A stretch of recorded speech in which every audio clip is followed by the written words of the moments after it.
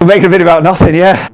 There are kind of two types of nothing. One is like nothing with a little n. I would sort of define as the absence of something. So, you know, you've got a sandwich there, Brady. I take it off you, and now you've got nothing. So it's the absence of something. That's one nothing.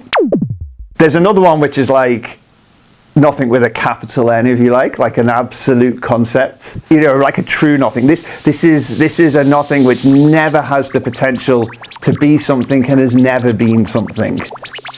It's not something you're going to get from taking something away. It's never been something. It's hard to, as a physicist, to imagine how that could ever have a place in our universe, could ever be real, right? If it does exist, I think it would have to be disconnected from our universe. As a physicist, I think I'm more interested in the first form of nothing, which is nothing with a little n. So what might that be? You might think about the vacuum, empty space. That's nothing, right? Space is empty. But there's always a little quantum wiggle in the fields that can, in principle, live in the vacuum. And the way this manifests itself is you can imagine like little virtual particles popping in and out of existence over a very short time period in this quantum vacuum.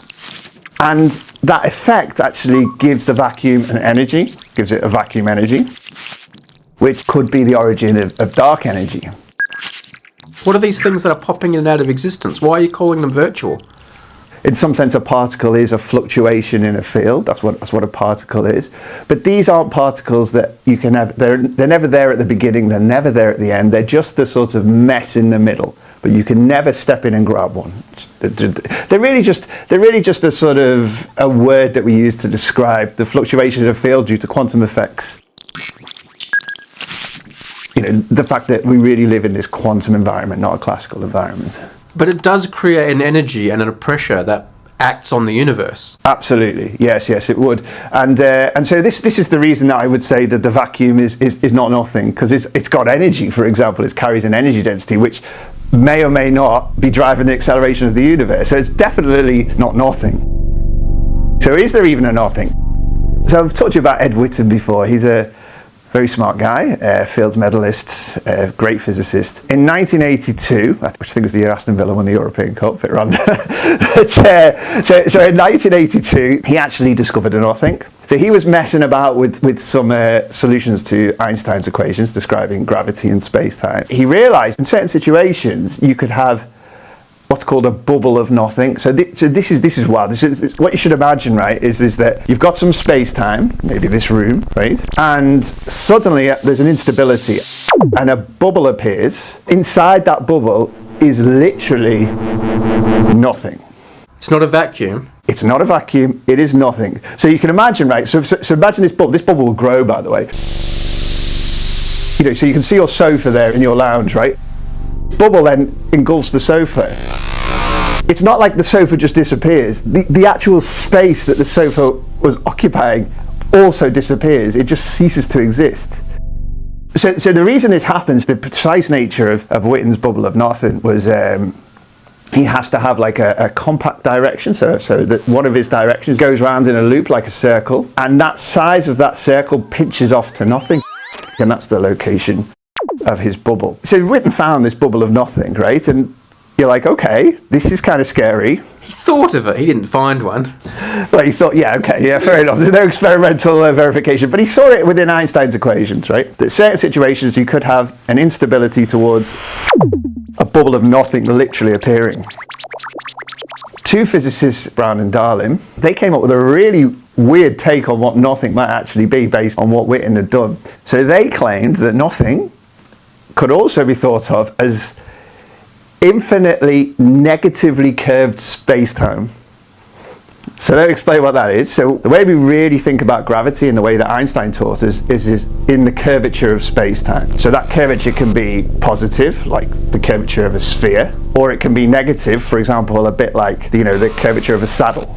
Okay, so there's two different types of curvature, positive and negative. When it comes to space-time, when we talk about negative curvature, we talk about something called anti-de Sitter space. And so what Brown and Darling were claiming was, as you take the curvature of this anti-de Sitter space to minus infinity, it becomes nothing. But the way they realized this was, they basically said, right, we're going to take a space-time, we're going to put a bubble in it, But in that bubble, we're going to put another space-time which is going to have some negatively curved space.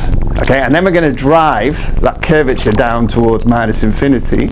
And as they did that, they realized that they were starting to recover Witten's bubble of nothing. So they sort of speculate, okay, so maybe this is how you should think of nothing as actually infinitely negative curvature. And actually, there's another reason to believe it now that we understand, is that when you've got these negative curvatures, they admit what's called like a holographic description. So there's two ways to describe negatively curved space. You've got just your gravity of negative curvature, and there's this other description. So it's called the ADS-CFT's correspondence. So the ADS part tells us about the negative curvature, and then we have this thing called the CFT. And these are just two different languages describing exactly the same physics. So think of one as being like English and the other one like Japanese, but they're both describing the same physics. They're just different ways of doing it, right? So you've got your ADS side, which is like describing your negatively curved space, and there's this other CFT side, which is just a different language. And here's the weird thing. So it's a language, so it kind of has a number of words, or more precisely, numbers of degrees of freedom. But think of it as a number of words in that language. So the number of words on the CFT side, that correlates with the curvature of the ADS side. And as you put that curvature towards minus infinity, the number of words on the CFT side goes down to 0. So it literally ends up like a language with no words. It's describing nothing, right? So this is starting to believe that this is actually what nothing really is. It's really infinitely negatively curved space.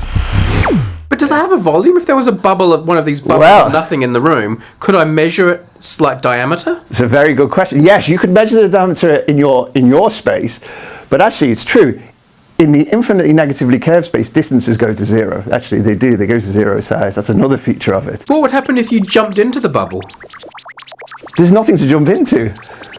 There's nothing there. Would you see anything? You can't go into it. There's nothing there. There's nothing literally to jump into. But if the bubble of nothing was between you and I, it's nothing. You shouldn't think you can go into it. What are you going to go into? There's nothing there. Like a nothing. It's not even space. There's no space-time there. It's infinitely negatively curved. If you want to think of it in that way, all distances are suddenly getting shrunk to 0. It's gone. But if it gets weirder, right? Okay, so there's something called the... It's a bit like, you know how sometimes when you're trying to figure something out, like in the real world, yeah, and you can use a polynomial or something to do it, and you get two roots, and you get a positive root and a negative root, and you throw the negative root away because it has no meaning in the real world. Is this just like Einstein's equations have a few results that are meaningless, like are silly and meaningless, and we should just ignore them? Quite the opposite. Okay, this is where I'm going to tell you the next bit of information. So more recently, two physicists called Jake McNamara and Kumran Vafa, they were both at Harvard at the time, they came up with something called the cobordism conjecture, which is a fancy word. Don't worry about what that is. But what they were saying was that all different string theories are kind of connected. They're dynamically connected in some way. So all different quantum gravity theories, if you like. So let's say you have your favorite theory of quantum gravity, Brady, which I'm sure that you have, right? Vanilla. yeah. And I've got my favorite theory of quantum gravity, right? What they're claiming is that there's always a way to dynamically transition from my theory to your theory. So if I live in a world where it's described by my theory, there is a way to dynamically transition to a world with your theory. Okay, this is what their conjecture says, and they've got good reasons to think that this might be true. But now we bring Ed Copeland along. Now Ed Copeland, he has his favorite theory of quantum gravity. But he's a simple man, our Ed, isn't he? He's a man of simple taste. And his favourite theory is the trivial theory of quantum gravity, the theory of nothing at all. It's not a very exciting theory, but it's still a theory, right? The trivial one. But we've just said that there's always a way to dynamically transition between any theory of quantum gravity. So you start out in your world with your theory of quantum gravity and all the stuff that's going on, and then there is a way to dynamically transition from your situation into Ed's. It can always happen. So that means there's a way to dynamically transition from you to nothing. Okay, so this is really quite remarkable. That passage is always there and always available to you, in principle. It might take a lot of steps, it might be complex, but nevertheless it should be there. You see it in Witten's bubble of nothing, but that's just one example. And actually they go further. It suggests that actually within within quantum gravity, there should be always these dynamical objects that allow this transition to happen. And they go by the name of end-of-the-world brains. So an end-of-the-world brain is literally that. Beyond it, there is nothing. There is nothing beyond it, because it's the thing that gives you the transition from our world, or our world, to nothing. It's an end of the world. And this all comes from these ideas about linking quantum theories of gravity to one another. So one of the things that we were playing around with, that we started thinking about, is... Who's we?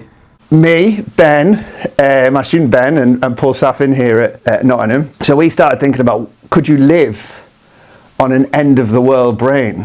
Could we literally be living on the end of space, right on the edge of nothing? And actually, remarkably, we found that not entirely a wild idea. You can actually get quite reasonable physics on an end-of-the-world brain. So, yeah, we live on the end of the world. What are you going to do with this thought? Have you written a paper? We have, yeah. We've written a paper. You can see, I can show you Ben's poster. It's just on the outside of my door. Do you want me to show you? Go on. Go on. So you can see he's telling the story of the ends of the world brain. And there's an actual hole where you can see. Yeah, he's done a pretty funky hole, hasn't he? It's pretty cool. I've never seen that in a poster before. Yeah, I know. Wow. It's good. Wow. So you can see here how he's comparing it to the to infinitely negatively curved space, and we were able to make sense of the physics of what was going on by making that correlation. The whole idea of this was we very naturally were able to get, and it showed that if one of these things appears, one of these end of the world brains appears, that it would naturally be like an accelerating universe, by the way. So it was a nice way to get accelerating universe from, well, not quite string theory, but something very string theory motivated. So yeah, nice little hole. That's the nothing on the edge. We live on the end of the universe, literally. Right there. So we just live there, yeah, and then there's nothing. Do you like that you put all this work into a poster and all I care about is that it's got a hole in it? I didn't put the work in, Ben did.